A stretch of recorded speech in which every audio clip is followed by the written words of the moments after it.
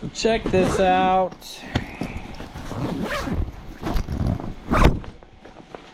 Alright, check this out. I finally got to test it out. It actually worked out really good. I'd made this little chin mount. Just 3D printed, glued it onto the old helmet. Took a nice little header. This last trip, hit a bunch of trees. Survived, but yeah, check this guy out. So the thing with helmets is I used to have them mounted on the side of the helmet, and it gives you a pretty good view. Chesties give you a nice view with the handlebars, and then you know you kind of want something in between. So I had one right here that I bought. It was a little bit better, but I'm like, even just moving it a little bit lower, which is what this does. You notice it, the camera sits all the way in the very back here, and so it moves it even lower and further back. And it feels weird when you're standing up. It's like, oh, it's still gonna hit. But luckily when you're riding dirt bikes, you're like sitting forward. And so here's some footage of some single track. I think it brings it about as close and, you know, awesome as I can get out of it, because the chesty, like I say, is too low when you lean forward. You can't like look around, right?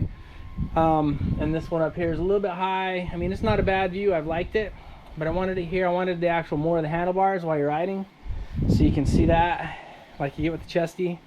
So pretty sweet. It turned out good. Looking forward to do some other fun rides, you know, some dune action, and put it to use. But I thought I'd show you this cool little 3D printed setup. Anyway, here's some sweet footage that I got. I think I like it. Check it out.